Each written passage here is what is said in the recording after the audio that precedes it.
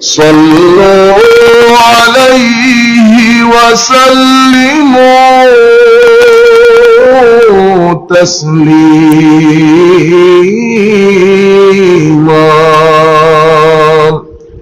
صلاة يا رسول الله عليكم سلام يا حبيب الله عليكم صلاة يا رسول الله عليكم سلام يا حبيب الله عليكم هو الحبيب الذي ترجى شفاعته لكل هول من الأهوال مقتحم صلاة يا رسول الله عليكم سلام يا حبيب الله عليكم خیال ماں سوا دل سے مٹھا دو یا رسول اللہ حجاب ظلمت بشری اٹھا دو یا رسول اللہ صلاۃ یا رسول اللہ علیکم سلام یا حبیب اللہ علیکم آج لے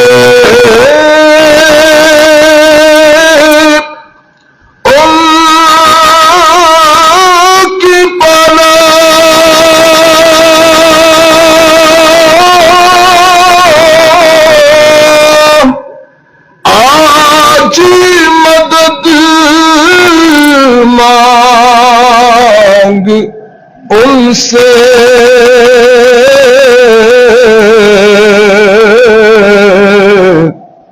پھر نہ مانیں گے قیامت میں اگر مان گیا صلاۃ یا رسول اللہ علیکم سلام یا حبیب اللہ علیکم بسم اللہ الرحمن الرحیم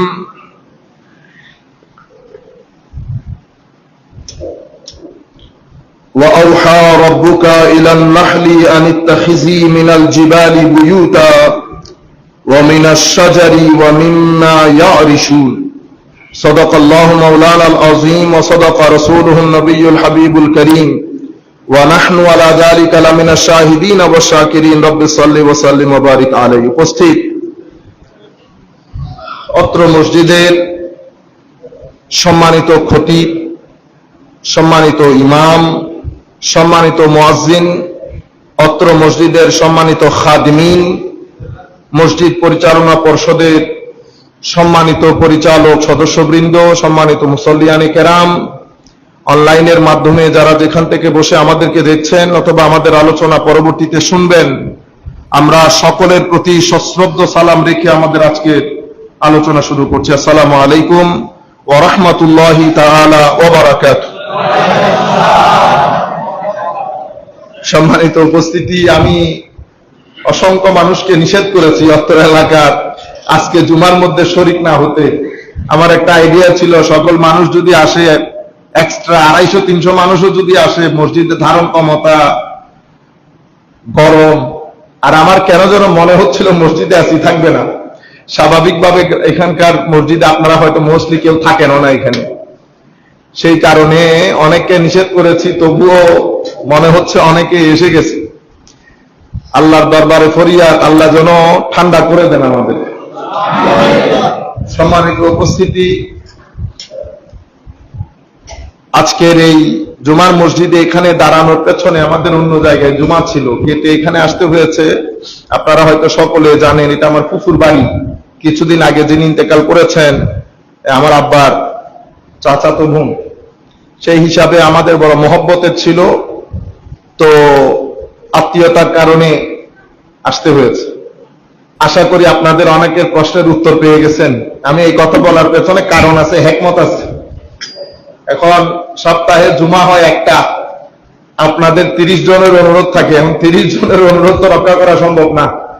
সুতরাং আপনারা এখন অনেকে জিজ্ঞেস করেছে, আমাদের জুমা না বলছে, এখন কাটিরাতে গিয়ে পড়াইতেছে না, তো কাটিরাতে গিয়ে পড়াইতেছে। এটা আমার ফুফুর বাড়ির মসজিদ, সেই কারণে। আশা করি আপনারা বুঝতে পেরেছেন। সম্মানিত উপস্থিতি, আমি আজকের আলোচনাকে কেন্দ্র করে পবিত্র কোরআনের সূরা নাহলের একটা আয়াত তিলাওয়াত করেছি। তার আগে আমি আমাদের যারা ছেলে পুলে এসেছেন তাদের জন্য বিশেষ করে বলবো, মুরব্বিয়ানে কেরামদের জন্য না। পৃথিবী পরিচালনার জন্য আল্লাহ রাব্বুল আলামিন এখানে একটা সিস্টেম বানিয়েছেন, নিজাম বানিয়েছেন, গ্রামার। গ্রামারের বাদে এই দুনিয়ার মধ্যে গ্রামার ছাড়া কোনো কাজ হবে না।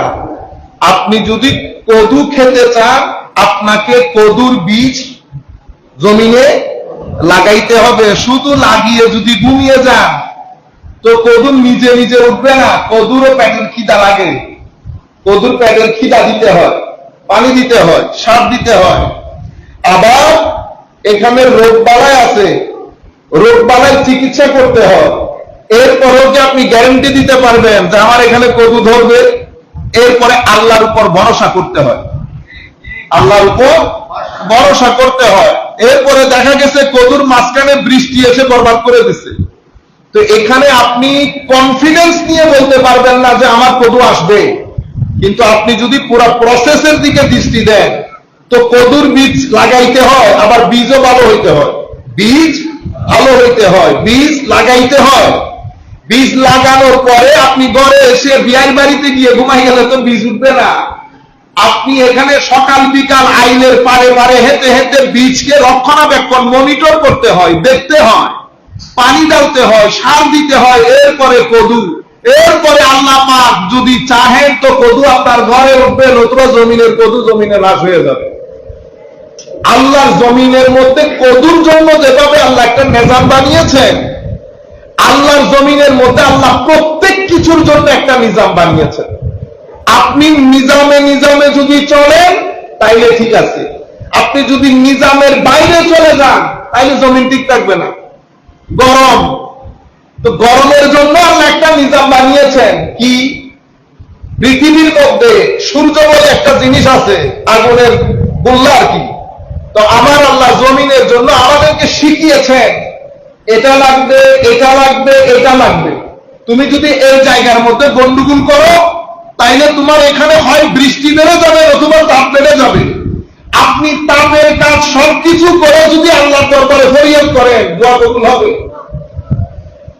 সম্মানিত উপস্থিতি, আমাদেরকে আল্লাহ, আমরা মনে করি মানুষ হিসেবে বস ভাত তরকারি হলেই চলবে। আমাদের জন্য ভাত তরকারির বাদে আরো অনেক জিনিসের দরকার আছে।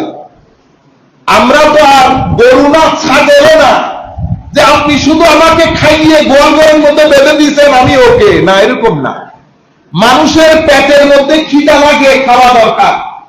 মানুষের বুকের মধ্যে খিদা লাগে, নামাজ দরকার, তিলাওয়াত দরকার, জিকির দরকার, মা বাবার খেদমত দরকার, মুরব্বীদের সম্মান দরকার, এবং এলাকার মানুষ গরিব গুরাবাদের সহযোগিতা দরকার। আপনি এই কাজগুলো যদি না করেন তো শিরার খাদ্য, শিরার ক্ষুধা মিটবে? তো শিরারও ক্ষুধা লাগে, মানে কলব, রু, বাতেন, এটাও ক্ষুধা লাগে যেভাবে পেটের ক্ষুধা লাগে। আমরা এখন মরে যাচ্ছি পেটের ক্ষুধা নিবারণ করতে। মসজিদ থেকে আপনি সকালবেলার পড়া বন্ধ করে দিয়েছেন, আমি কোরআন শরীফের তিলাওয়াত বন্ধ করে দিয়েছি। আমাদেরকে শিখানো হয়েছে কোরআনে পাকের তিলাওয়াত না করলে পরকালে মুসিবত হবে। পরকাল তো পরে আসবে, দুনিয়াতে আপনি শান্তি পাবেন না। কেন? কারণ সিনার যদি ক্ষুধা না থাকতো আমার আল্লাহ এখানে নবী পাঠাইতেন না। কেন? কারণ কদুর বীজ কিভাবে লাগাবো সেটার জন্য নবীর দরকার আছে। কদুর আমাকে কি আমার নবী শিখাইতে আসবেন যে কদু এমনি লাগাইতে হয়? আমার নবী তো কদুর বীজ শিখানোর জন্য আসে নাই। আমার নবী এসেছেন আপনার সিনার ক্ষুধা নিবারণ করতে, সিনার ক্ষুধা নিবারণ করতে এবং কবরের জীবনকে আলোকময়ী করতে, পরকালের জীবনকে শান্তির করতে। এই কারণে আল্লাহ অসংখ্য নবী রাসূল পাঠিয়েছেন। কিন্তু আমরা নবী রাসূলের ওই তালিমাতকে একবারে রুমের ভিতরে ঢুকে তালা মেরে দিয়েছি। আমাদেরকে বুঝানো হয়েছে এখানে শুধু টাকা লাগে। এখন আপনার টাকা আপনাকে শান্তি দিচ্ছে? আমরা পাগল হয়ে যাচ্ছি না? সম্মানিত উপস্থিতি, মানুষের পেটের যেমন খিদা, মানুষের বুকের খিদা, চোখের খিদা, ব্রেইনেরও খিদা আছে। আপনি চোখ যদি সারাদিন মোবাইলের ভিতরে ঢুকে থাকেন বেটা, তো আপনার চোখ একদিন, 2 দিন, 3 দিন, 1 বছর, 2 বছর, 3 বছর পরে আপনার চোখ রেগে যাবে। কি হবে? রেগে যাবে, রিঅ্যাক্ট করা শুরু করবে। আপনার পেট, আজকে আমাদের বাচ্চারা দুনিয়ার লোহা খেয়ে লোহা হজম করতেছে। আপনি পারতেছেন? আমি পারতেছি। আমি ইফতার করার পরে গ্যাস্ট্রিকের ওষুধ বাদে আমি তারাবিতে যেতে পারতেছি? পারতেছি না। কেন? কারণ বাচ্চাদের পেট এখনো বাচ্চা, হজম করে নিচ্ছে। বাচ্চা মানুষ পেটও চিন্তা করতেছে, বাচ্চা মানুষ দুরুকুই যা আইন হজম করিল। এখন বাচ্চা পেটে হজম করে, আমার পেট কিন্তু লেগে গেছে। আর কত দিবি টাকা? আমি তেল পছন্দ করি না, তেল দিবি না ভিতরে। আমি এই ভাজা পোড়া পছন্দ করি না, ভাজা পোড়া দিবি না ভিতরে। তেল তেল বলতেছে দিস না, আপনি দিয়ে দিছেন। পেটের মাথা খারাপ হয়ে গেছে না? তো পেটের মাথা খারাপ হলে কি আপনাকে মাথায় বাঁশ দিয়ে বাড়ি দেবে? সবাই বাঁশ দিয়ে বাড়ি দেয় না। এক একজনের আন্দোলনের নিয়ম এক এক রকম। আপনারা বুঝতে পেরেছেন? পেট আন্দোলনে নেমেছে, পেটের মাথা খারাপ করে দিয়েছি। যে মাথা খারাপ করে দিয়েছি, গ্যাস জমে গেছে। পেটের খাওয়া হজম হয় না, গ্যাস জমে গেছে।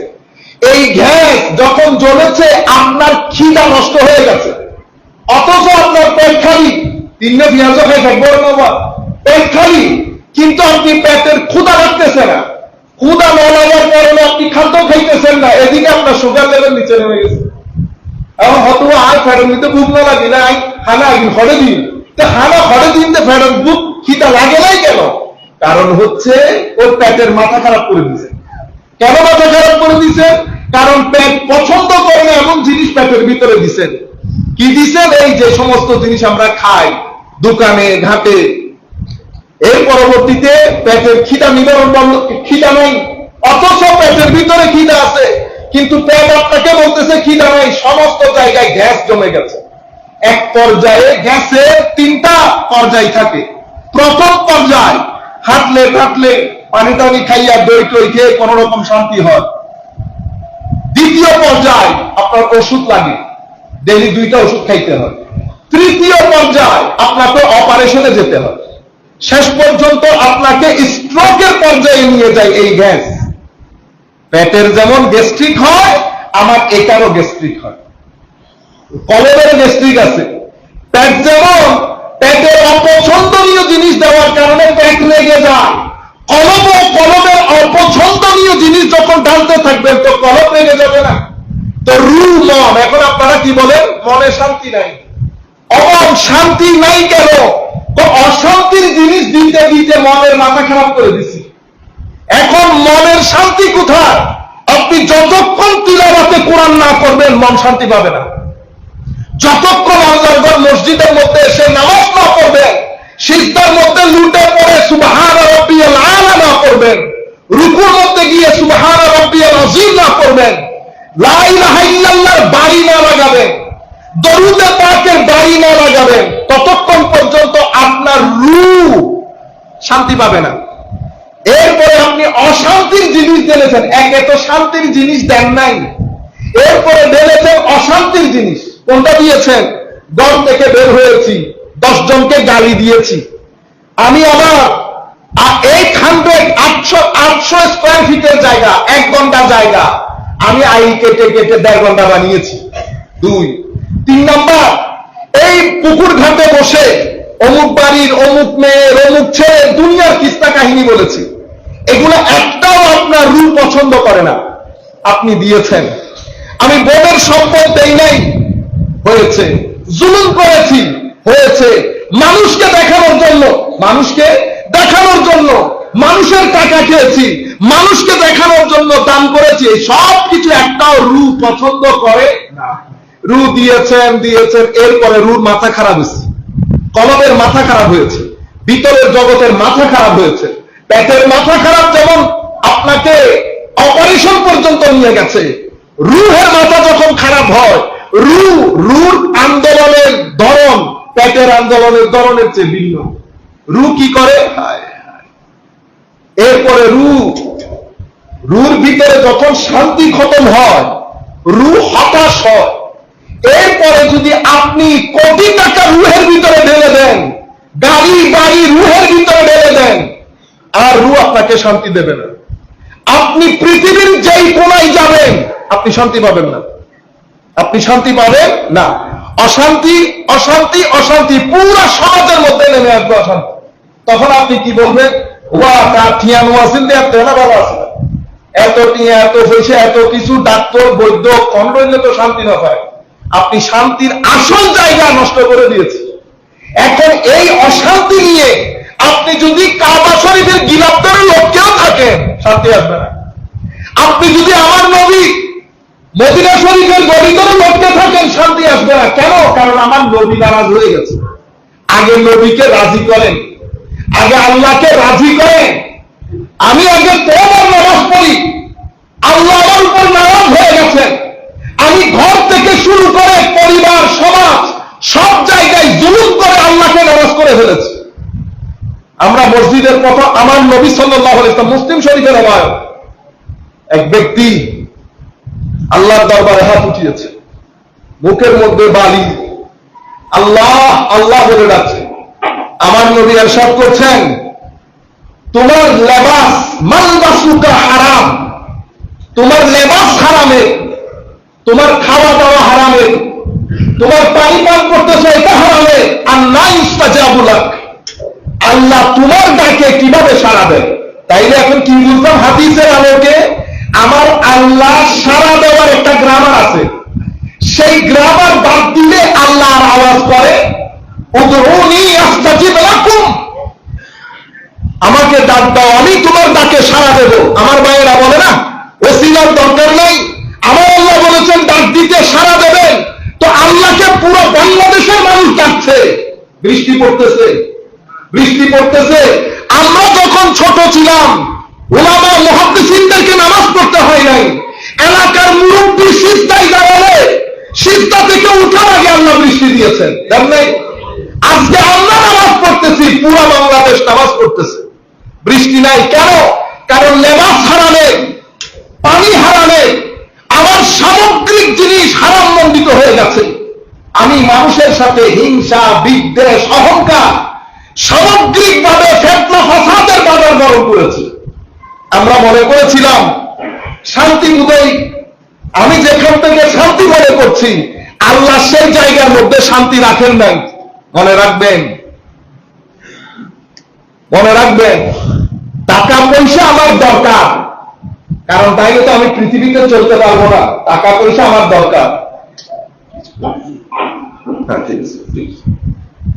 কিন্তু শুধু টাকা পয়সা দরকার নাই। আপনি এখন টাকা পয়সার দরকারকে কি করে ফেলছেন? শুধু টাকা পয়সা দরকার, সেরকম না। আজকে বাসায় গিয়ে চিন্তা করবেন, ব্রেনের খাদ্য ব্রেনকে দেবেন। যতক্ষণ পর্যন্ত আপনার ভিতরে চিন্তা থাকবে না, ব্রেন নিয়ে চিন্তা করবেন না, কি নিয়ে চিন্তা করবেন?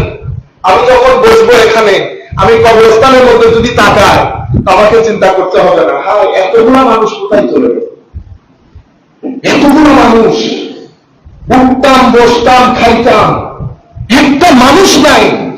এক হাত মাটির গভীরে কি হচ্ছে এখানে? আমার নবী কি বলেছেন? আমরা তো দেখতেছি শুনশান নীরবতা, কিন্তু আমার নবীর হাদিস অনুযায়ী এখানে তো নীরবতা নাই।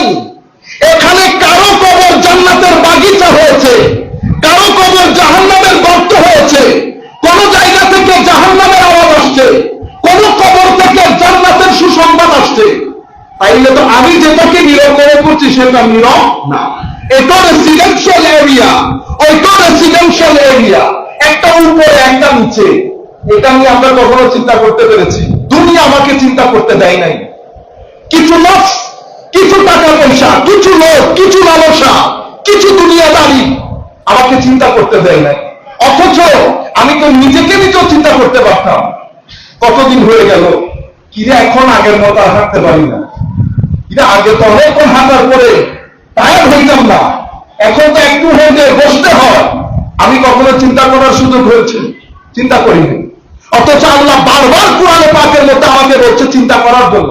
চিন্তাশীলদের জন্য নিদর্শন, চিন্তাশীলদের জন্য হেদায়ত, চিন্তাশীলদের জন্য আমি আয়াত। আল্লাহ চিন্তাশীলদেরকে এত টাকা ডাকলেন, কিন্তু আমার জীবনে কোনো চিন্তা, আমি কখনো চিন্তা করার সুযোগই পাই নাই। যখন ব্রেইন দিয়ে আপনি চিন্তা করা বন্ধ করবেন, তো ব্রেইনের খাদ্য নষ্ট হয়ে গেছে। ব্রেইন রিয়াক্ট করে, ব্রেইনের মতো করে রিয়াক্ট করবে। আপনার চোখ, এই চোখ সবুজ দেখতে পছন্দ করে।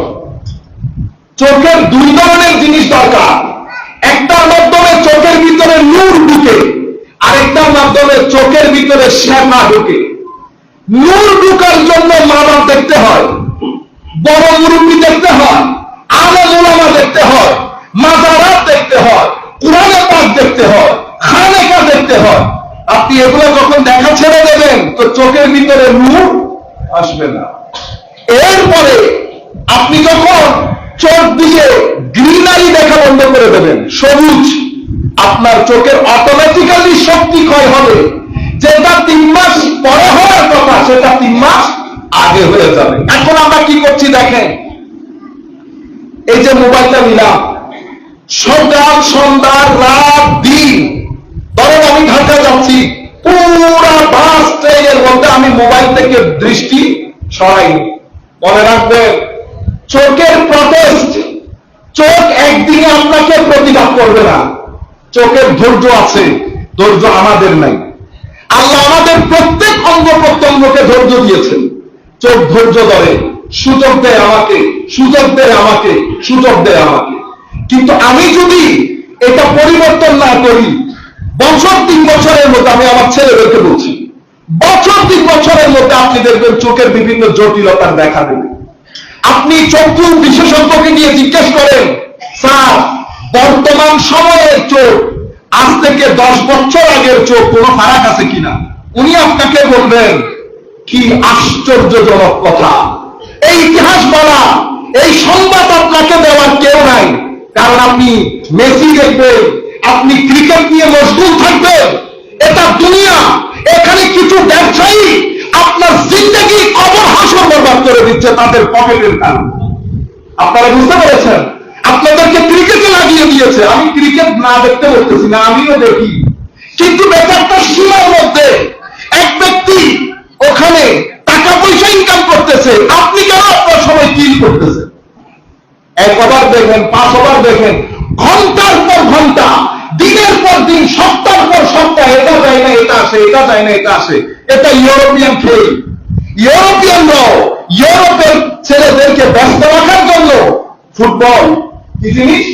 ফুটবল ঘৃণা লাগে।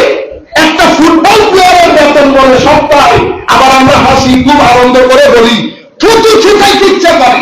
আমার এখনো মনে পড়ে, আমি আমার প্রফেসরকে বলেছিলাম যে যদি আমি পারতাম সরকারের মুখে থুতু ছিটাইতাম।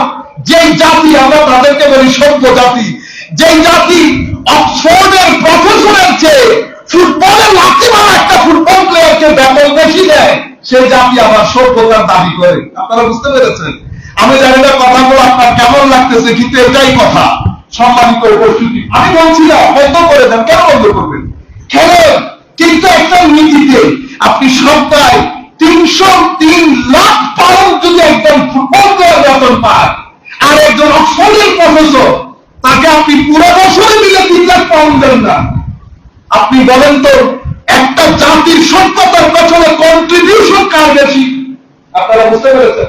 একই ঘটনা আমরা বাংলাদেশেও করেছি। সভ্যতার জন্য একটা জাতি, চট্টগ্রাম বিশ্ববিদ্যালয় যেমন দরকার, মসজিদের খতিব তেমন দরকার। আপনারা বুঝতে পেরেছেন? আমরা বলি কি ক্ষতি কি হয়, ও মারে ক্ষতি হুজুর ক্ষতিটা হয় সমাজ ব্যাপার করিতে। আপনি বুঝতে পারতেছেন না, 3 মাসের জন্য 5 মাসের জন্য আপনি ক্ষতি মাহফিল মসজিদ আপনি বন্ধ রাখেন, তারপরে জাতির অবস্থা দেখবেন। আপনি কোটি কোটি পাউন্ড জাতির জন্য খরচ করতে হবে, জাতিকে ডিপ্রেশন থেকে বাঁচানোর জন্য, মানসিক রোগ থেকে বাঁচানোর জন্য। এই মানসিক রোগগুলা জাতির কাছে এসে পৌঁছাই না। জুমার খুতবার মধ্যে খতিব খুতবা দিচ্ছে, আপনারা একজন আরেকজনের সাথে আপনারা বসছি না। আমার কাছে চার্জ না থাকলেও আমার ভাইয়ের কাছে তো চার্জ আছে, আমার মার কাছে চার্জ আছে, আমার বাবার কাছে চার্জ আছে।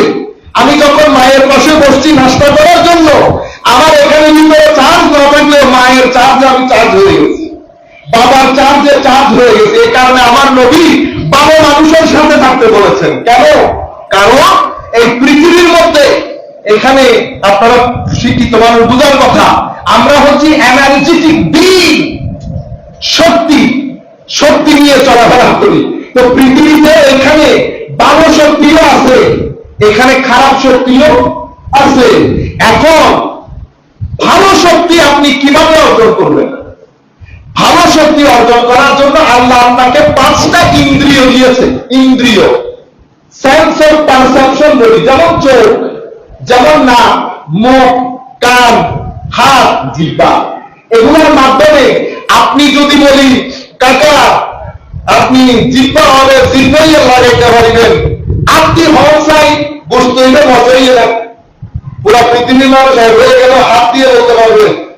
কিন্তু কি আজীব জিনিস, এমনি করে একটু লাগাইলেন, জিহ্বা আপনাকে বলে দিয়েছে লবণ বেশি না চিনি বেশি না স্বাদ বেশি। কি আজীব জিনিস! হাতের মধ্যে যদি আপনি সকলের হাত ঘুমাইয়ে রাখেন আপনি বুঝতে পারবেন না মজা হয়েছে। আবার ধরেন এটা শক্ত না নরম, শক্ত না নরম। কান যদি লাগাই রাখেন, চোখ যদি লাগাই রাখেন, আপনি বুঝতে পারবেন হাত লাগাইতে হবে। ঠান্ডা না গরম, আপনি এক এক জিনিস জানার জন্য মাওলাই করিম এক এক জিনিস সৃষ্টি করেছেন। আপনি চোখ বাদে বন্ধ করে বাকি 4 ইন্দ্রিয় লাগিয়ে যদি চিন্তা করেন, জিজ্ঞেস করেন বড় না এটা সাদা না কালো, চোখ বন্ধ করে বলতে পারবেন কি? পুরা পৃথিবীর ইন্দ্রিয় সব একসাথে করে দিলেও সবাই একবার আল্লাহু আকবার করি। কি শান আমার আল্লাহ! এগুলোর জন্য মানুষকে চিন্তা করতে হয়, কিন্তু আপনি করতে পারবেন না, চোখ লাগবে। তাইলে চোখের কাজ, কানের কাজ, নাকের কাজ, জিহ্বার কাজ সব জিনিস একসাথে করে দিয়েছেন। নাক বন্ধ হয়ে গেছে, সর্দি।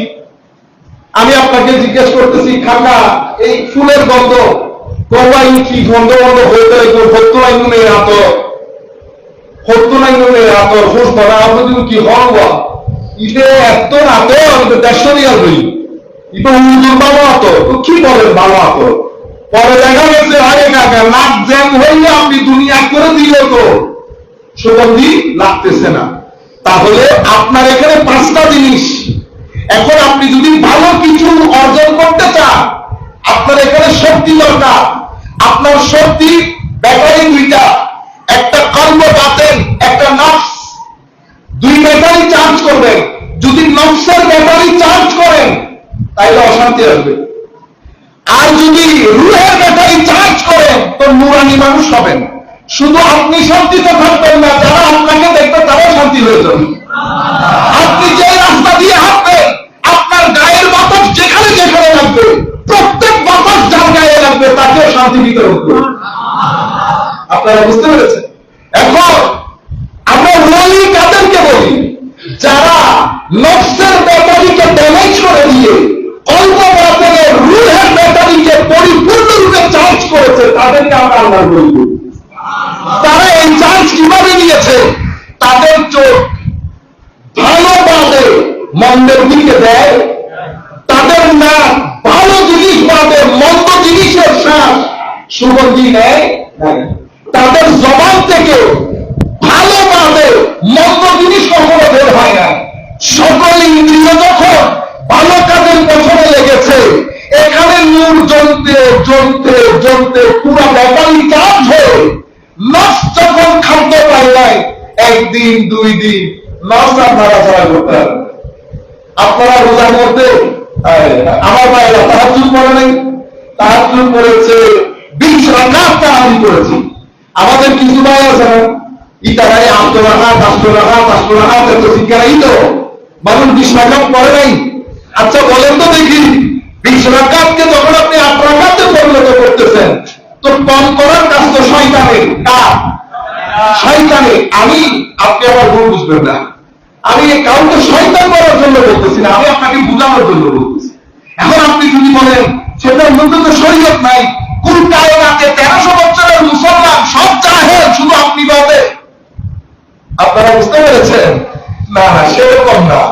আপনি যেই যুগকে জ্ঞানের যুগ বলতেছেন, আমার নবী সেই যুগকে জাহেলদের যুগ বলেছে। এখন আমি কার কথা শুনবো, আপনার কথা না নবীর কথা? আমার নবী বলছেন আল্লাহ জমিন থেকে জ্ঞান তুলে নেবেন। কিভাবে তুলে নেবেন?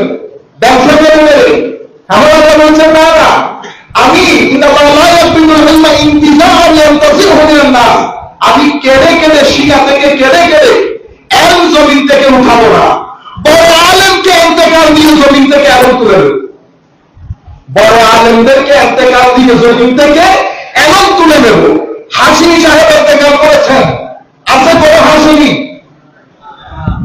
শেখ আল্লামা আজিজুল হক আল কাদেরী রাহমাতুল্লাহি আলাইহি ইন্তেকাল করেছেন। আছে কোন জমিনের মধ্যে এরপরে জমিনকে আজিজের মতো আলেম দেখেছে? আল্লামা আজিজুল হক আল কাদেরীর মতো চ্যাম্পিয়ন আজিজুল হক বলি আমি, কি বলি? চ্যাম্পিয়ন আজিজুল হক আল কাদেরী। জাতির নায়কগুলোকে না চিনে আপনাদেরকে আলাদা রাস্তায় দিয়ে দিয়েছে। এরা হচ্ছে জাতির মডেল, এরা হচ্ছে জাতির সূর্য সন্তান, যারা জাতিকে সম্পদের পথে চালিয়েছে। জাতি আল্লামা আজিজুল হক আল কাদেরী দেখেন নাই, জাতি হাশমি সাহেব হুজুরের পরে দ্বিতীয় হাশমি। কারণ হাশমি সাহেব দুনিয়া থেকে চলে যাওয়া, জমিন থেকে এলম চলে যাওয়া। আল্লামা জালালউদ্দিন আল কাদেরী রাহিমাহুল্লাহ বলেন জমিন থেকে চলে যাওয়া, এলম চলে যাওয়া, সেটা শুধু আমাদের ঘরানার মধ্যে না, সব ঘরানার মধ্যে। বুঝতে পেরেছেন আপনারা? তো আমার নবী বলছে এলম চলে যাবে। শেষ পর্যন্ত কি হবে? হাত্তা শেষ পর্যন্ত জমিনের মধ্যে কোনো আলেম থাকবে না। আলেম থাকবে না। কি হবে? মানুষ জাহেল মূর্খ এদেরকে আলেম মনে করবে, যেভাবে বর্তমানে মনে করা হয়। আলেম মনে করে কি করবে? তাদেরকে প্রশ্ন করবে শরীয়তে। তারা, আমার নবী বলছেন, তারা না জেনে এলম ছাড়া উত্তর দেবে, বা আফতাউ বেগাইরে ইলম, এলম ছাড়া জানা ছাড়া ফতোয়া দিয়ে দেবে। এখন ফতোয়া নাই, তাহলে তিনি বলছেন ফাদাল্লু ওয়া আদাল্লু, নিজেও পথভ্রষ্ট হবে, মানুষকেও পথভ্রষ্ট করবে। আপনারা বুঝতে পেরেছেন? এখন বলেন বাংলাদেশের মধ্যে আপনি বলবেন আলেম নাই, না আলেম নাই, তো আলেম নাই সেটা তো আপনি জানার কথা না, সেটা তো যারা এই রাস্তায় আছে তারা জানার কথা। আমি আপনাকে কিছুদিন আগে এক জায়গায় ছিলাম একটা কথার ভিত্তিতে, তো আমার তো সব জায়গায় যাইতে হয়। ভাই নারাজ হয়ে গেছে, ভাই না, আমি বলতেছি বাংলাদেশে এত তাফসীরুল কুরআন মাহফিল পাড়ায় মহল্লায় গ্রামে, আমাদের চট্টগ্রামে তো আল্লাহ পাকের মেহেরবানি, চট্টগ্রাম সিলেট এটা আলেমদের জায়গা। আজ থেকে 10 বছর আগে চট্টগ্রাম সিলেটের মধ্যে যদি কোনো আলেম ওয়াজ করত, সে বাইরে গিয়ে অহংকার করে বলতো আমি একটা চট্টগ্রামে ওয়াজ করি। কোথায় ওয়াজ করি? চট্টগ্রামে। আমি একটা সিলেটে ওয়াজ করি। এটা আজ থেকে 10-15 বছর আগে উলামায়ে কেরাম অহংকার করে বলতেন। কেন? কারণ তখন ওয়াজ যখন করতেছে স্টেজের মধ্যে বাজা বাজা আলেম বসা, যা মন চায় বলতে পেরেছেন। বড় বড় আলেম হাদিস পড়ার সময় শীতকালে এখানে গেছেন, আমার এখনো মনে আছে, আমি হুজুর নবীশাহ হুজুর সহ ছিলাম, নবীশাহ হুজুর কয়েকদিন কি বসিয়ে গেলেন, হঠাৎ করে ওয়াজ করা গেল, তো রাইতে নামাজ দিল, তো ফোন তার তুমি নাই হুজুর অনেক হঠাৎ কাজ যাইগুন আমাদের নাইলে যাইলেই তো অনেক 2 মাইল পারে যাইগুন মাইক্রো আওয়াজে কেন না, মাইক্রো আওয়াজে। আপনারা বুঝতে পেরেছেন কথা? শুধু জালাল সাহেব হুজুর আল্লামা জালালউদ্দিন আল কাদেরী রাহমাতুল্লাহ আলাইহি উনি একটু অন্য ধরনের ছিলেন, মেজাজে হুজুর হুজুরকে হলো কিছু বলতো না। বিষয়গুলোর সামনে এক লক্ষ পরিমাণ করতে পারবেন। হাসি বিষয় হুজুরের সাথে নম্বর ভুল করে সাহাবী 7 জন, আপনি 6 জন বলতে পারছেন, স্টেজ থেকে ডাক দিছে না, এ সাহাবী 7 জন কি 6 জন, তখন বলতে হুজুরে বলছে 7 জন। আজকের মতো আমাদের ছেলের মতো আমার ছেলেদের গ্রামেরও বুঝি না কি চান। ওর ছেলেরা আগে পরে গত বছর এক জায়গায় গেছি, আগে বছর 60টা মোটরসাইকেল দিচ্ছে, 60টা মোটরসাইকেল হুজুর হুজুর বলে চান, আরো আমরা গুন্ডে দেওয়া দুজন আমরা দুজন কি করলে রাস্তাঘাট দখল করি, বুঝছেন নাই, অসংখ্য হাস। কিন্তু জমিন এমন চলে গেছে, এগুলো তো সব না হয়ে যাবে। আল্লাহ হেদায়েত করুন। তো আমি আপনাদেরকে বলতে চাচ্ছি, জমিনের মধ্য থেকে এমন উঠে গেছে, এটা আমাদের করা না, সব করা না। এখন তফসিরুল কোরআন আপনি উত্তরবঙ্গের মধ্যে গেলে 3 জনে নিয়ে তফসিরুল কোরআন, 4 জনে নিয়ে তফসিরুল কোরআন, কিন্তু বাংলাদেশের মধ্যে মাদ্রাসায় তফসির পড়ানোর কোনো আলেম, বাংলাদেশের বেশিরভাগ আলিয়া মাদ্রাসার মধ্যে মুহাদ্দিস নাই, হাদিস পড়ানোর লোক নাই। এখানে আপনি 3 ঘন্টা তকরির করা এটা এক জিনিস, এলমি আলোচনা আরেক জিনিস, এলমি আলোচনা আরেক জিনিস। সেই কারণে আমরা কি করি, 4-5টা মাসআলা থেকে আমরা বের হই না, এরপরে আধা ঘন্টা গালিগালাজ করি। কেন? কারণ আমার বলার মধ্যে তো আর নাই। ডেইলি যদি আমি 3টা ওয়াজ করি তো মাসে 30-90 মাস, তো 90 মাসের মধ্যে আমি কি 90 টপিকে কথা বলতে পারতেছি? বুড়ি বিড়ি হয় ওই 4 টপিক, আর একটা কিছু ওয়াজ আছে, ইতারাও সাথে কানা, ইতারা নামাজের হতা হই, ইতারা উঠলে ইতারা কোরআন শরীফ পরিচালনা না হতা নজর, ইতো যেটা কোরআন শরীফ পরিচালনা জানে, কিন্তু আমার আশিক রাসূলকে আমরা, আপনারা বুঝতে পেরেছেন? তো আমাদের ছেলেরা এগুলো শুনতে অভ্যস্ত না, এটা পছন্দ করে না। তারা চায় তাদের মন মতো করে গালাগালি, অমুক ইতেলে হই, এগুলো না, অসভ্যতা। আপনারা বুঝতে পেরেছেন? আমরা আবার আগের জগতে ফেরত আসি, আবার আগের জায়গায় ফেরত আসি। আমি যে জায়গায় যে কথাগুলো বলতে চাচ্ছিলাম, পজিটিভ এনার্জি যখন আরম্ভ করেছেন চোখে মুখে হাত দিয়ে, বিশেষ করে চোখ আর মুখ, ভিতরে রূহ শক্তিশালী হয়ে গেছে। এই রূহ শক্তিশালী কেমনে হয়? হুজুর নফসকে দুর্বল কেমনে করে? আউলিয়ায়ে কেরাম বলতেছেন নফস দুর্বল করার সবচেয়ে বড় অস্ত্র হচ্ছে রোজা। কি? রোজা। আপনি রোজা রাখবেন, দুর্বল হয়ে এর ধরা সিলিং মাছ যেমন ছাই দিয়ে ধরতে হয়, এই নফসকে কাবু করার সবচেয়ে উত্তম অস্ত্র রোজা। সেই কারণে রোজা দিয়ে দেখেন না, কোরআনের তিলাওয়াত, তাহাজ্জুদ, তারাবি সবকিছু করতেছি না। আমাদের বাইরের 8 রাকাত তারাবি নাই, সামনে বলতে আরো কত কিছু নাই। তারপরে কিছুদিন পরে আপনাদেরকে বলবে কোরআন শরীফ দেখুন না হুজুর, কিছু কোরআন শরীফ কিন্তু বহুত ভুল আছে, এই আওয়াজই করো চলে এই কবরের গতিগুলো সাথে তো আল্লাহ না করো, আল্লাহ রাব্বুল আলামিনের দরবারে ফরিয়াদ, আল্লাহ জাতি ওই ফতোয়া করতে না পেরো, কিন্তু আমাদের ভাইরা করবে। বাইরের মাথার ভিতরে এতটুকু পরিমাণ কিলো নাই, এটা বোঝার জন্য কলেজ বিশ্ববিদ্যালয় করতে হয়। হাশিমি সাহেবের মতো আলেম বলতেছে জায়েজ, আপনি যখন বলতেছেন না জায়েজ, মানি ডক্টর দেবী সেতু বলতেছে আপনার হার্টের অপারেশন লাগবে, আর আপনি নাপিতের কথা শুনে বলতেছেন হার্টের অপারেশন লাগবে না। বলে তো দেখি জাতি কোন রাস্তায় হাঁটবে? জাতি যদি আপনার রাস্তা দিয়ে হাঁটে তো পুরো বাংলাদেশ তো হাঁটে থেকে মারা যাবে। আপনারা বুঝতে পেরেছেন? ইনারা এত বড় বড় আলেম, আর মনে রাখবেন কোন শিক্ষিত শ্রেণী ওরা বড় মৌলবী, কারণ এখন হচ্ছে ইগোইস্টিক সোসাইটি। আমি সবাই আমিতে বিশ্বাসী, আর তো বড় হওয়া আবার। সে কারণে দেখবেন যখন আপনি বড় একটা সিটে বসেন, তখন আপনি আমার মতো আলেমের কথা তখন আপনি আর শুনতে চাচ্ছেন না।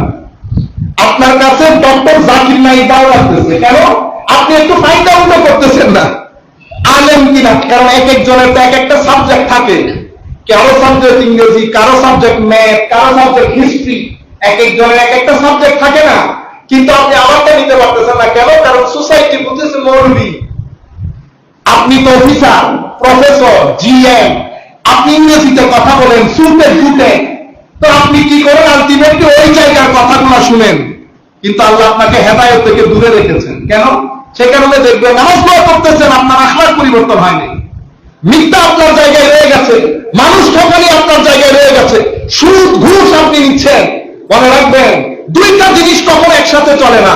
সুদ ঘুষ, রহমতে খুদাবন্দি কখনো একসাথে যাবে না। যখন আপনার নামাজ, আপনার দান সদকা আপনাকে সুদ ঘুষ, মানুষ ঠকানি, জুলুম করা, অহংকার করা, হিংসা বিদ্বেষ রাখা, এই জিনিসগুলো থেকে যখন আপনার নামাজ আপনাকে বাধা দেবে না, তো মনে করবেন আপনার নামাজ আর নামাজ হচ্ছে না।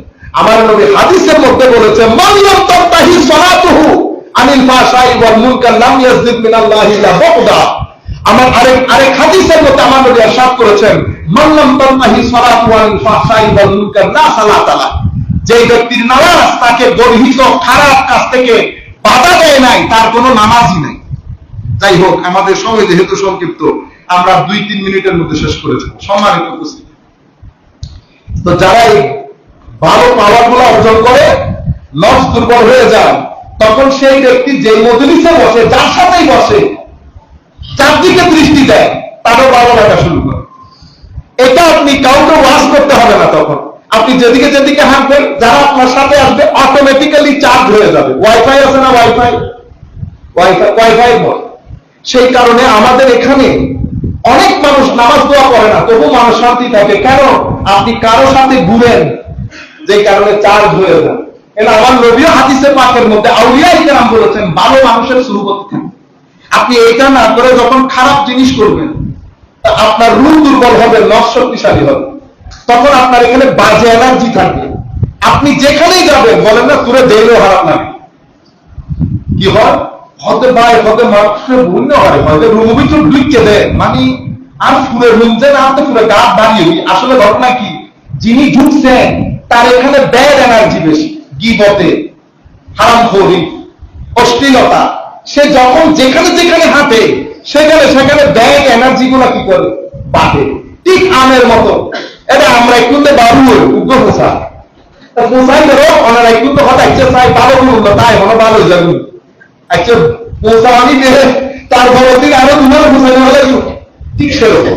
আল্লাহ রাব্বুল আলামিন আমাদের হামি ও নাসির হোক। কথা যেখান থেকে শুরু করেছিলাম, আল্লাহ ধরতির মধ্যে কিছু কথা আছে সুন্নতেই লাগ। আপনি যদি সুন্নতের বাইরে যান, তাহলে আপনি এখানে ভুগতে হবে। আপনি অবশ্যই নূহ আলাইহিস সালামের নৌকার মধ্যে উঠতে হবে। যদি নূহ আলাইহিস সালামের নৌকায় না উঠেন, তো পানিতে উঠতে হবে। তো নূহ আলাইহিস সালামের নৌকায় কিভাবে উঠবেন? তো নূহ আলাইহিস সালামকে রাজি করতে হবে। তো নূহ আলাইহিস সালামকে রাজি করার ধরন কি? চিন্তা জিনিস। আল্লাহর উপর ঈমান, আমল, আখলাক। ঈমান কি? আল্লাহর তাওহীদ, আমার নবীর রাসালত। আর সাধারণ মানুষ যদি বুঝতে চায় ঈমান কি, আমার নবীকে বেধড়ক মহব্বত করা, এটার নাম ঈমান। যার মহব্বত যত বেশি, সে তত বড় মুমিন। এরপরে আমল বাদে জান্নাতে কেউ ঢুকতে পারবে না রহমতে খুদাবন্দি ছাড়া, আল্লাহর রহমত বাদে। আল্লাহ কখনো আপনার উপর দয়া করবে না যদি আমল না থাকে। আমি মনে করছি কি না লাগে, এইগুলা না লাগলে সাহাবায়ে কেরাম তো প্রথমে ছেড়ে দিতে পারতেন না। সাহাবায়ে কেরাম আমল ছেড়ে জান্নাতে যদি কেউ যেতে পারতো, সেটা তো সাহাবায়ে কেরাম পারতেন। কেন? ও নবীর সাথে বসা, আমলের দরকার কি? কিন্তু তারা আমল বেশি করতেন, রাত জেগে ইবাদত করা। কারোর ভিতরে যদি অশান্তি থাকে, অনেকে মনের মধ্যে অশান্তি থাকে সামগ্রিকভাবে, আপনারা একটা টিপস নিতে পারেন। ভেরি সিম্পল হচ্ছে, পাঁচে যারা নামাজ ছেড়ে দিলে অশান্তি থাকবে, চেষ্টা করবেন কোরআনের তিলাওয়াত করতে। আপনি যদি এক সপ্তাহের মধ্যে শান্তি পেতে চান, ওযু করবেন, ওযু করে ভদ্রতা আদব সহকারে কোরআন শরীফ পড়বেন। মনে করবেন আল্লাহর সুহবতে বসেছে, সুন্দর করে কোরআন শরীফ পড়বেন। ঠিক আছে? দেখবেন মনের মধ্যে শান্তি চলে এসেছে। ওযুর হালতে থাকবেন, নামাজ পড়বেন, কোরআন শরীফ পড়বেন, দরুদ শরীফ পড়বেন। আপনার আর কোনো ওষুধ খাইতে হবে না, অটোমেটিক্যালি মনের ভিতরে শান্তি আসবে। তাহলে একটা আছে ঈমান, একটা আমল, একটা আখলাক, ভদ্রতা, আমার সাথে মানুষের সম্পর্ক। একটা গুনাহ আমি নিজের উপর নিজে করি, সেটা আল্লাহ ক্ষমা করে দেবে। আর একটা গুনাহ মানুষ সাথে সম্পৃক্ত, জুলুম করা, মানুষের টাকা খেয়ে ফেলা, মানুষকে কষ্ট দেওয়া, মানুষকে গীবত করা, আপনি জিন্দেগিতে শান্তি পাবেন না, না দুনিয়াতে, না কবরে, না হাসরে। যার দুনিয়ার জীবন সুন্দর না, তার কবরের জীবন সুন্দর হবে না, এটা কখনো হতে পারে। সুতরাং ছেলেদেরকে বলছি, আমাদের এখানে বর্তমানে স্বাভাবিকভাবে দেখতেছেন না, দিনে দিনে 2 দিনে পয়সা লই যাবে, 2 দিনে পয়সা লন ফুয়া ব্যবসা করে, হয়তো গাড়ি কিনে ফেলি না, যেই ফুয়া 2-3 মাসের ভিতর গাড়ি কিনে ফেলাইল, ব্যবসা হবে, চুরি করে দেখে ভাবে খাবে। ব্যবসা আমার নবীর সুন্নাত, টাকা আসতেও খবর হবে, যাইতেও খবর হবে। আপনারা বুঝতে পেরেছেন? সুতরাং হালালের প্রতি ছেলেদেরকে বলতেছি, খবরদার, জীবনে অনেক সুযোগ আসবে বেটা, জিন্দগির মধ্যে ভুল করে হলেও হারামের টাকা পকেটে ঢুকাবেন না। আমার নবী নিষেধ, কেন নিষেধ করেছেন ইয়া রাসূলুল্লাহ? তবে এটা হারামের টাকা পকেটে যদি ঢুকাস, এটা নিয়ে যদি ঘরে ঢুকিস, প্রথমে তোর মানসিক শান্তি নষ্ট হবে, শারীরিক শান্তি নষ্ট হবে, পারিবারিক শান্তি নষ্ট হবে, পাগল হয়ে যাবে। সুতরাং হারামের টাকা দুনিয়া উল্টে গেলেও পকেটে ঢুকাবেন না। হালালের 1 টাকা 1 লক্ষ টাকার বরকত দেবে। আমরা যে আন্দাজে বাংলাদেশের পাতলাপুরা ছুটেছি, এটা আমাদেরকে দুরবস্থার মধ্যে ফেলে দেবে। আমাদের টাকা পয়সা ধন দৌলত আমাদেরকে শান্তি দিতে পারবে না। আসেন আমার নবী যে পথে বলেছে সেই পথে চলুন। আপনারা যারা, আমরা যারা আমাদের বয়সে আছি, আসেন আমরা আমাদের ভিতরে একটা পরিবর্তন আনি, পজিটিভ পরিবর্তন। বাংলাদেশ সোনার দেশ, সোনার দেশ থাকবে, কিন্তু আমাদের কৃতকর্ম এই দেশকে ফাসাদের দেশে পরিণত করবে, যেটা আমরা করছি।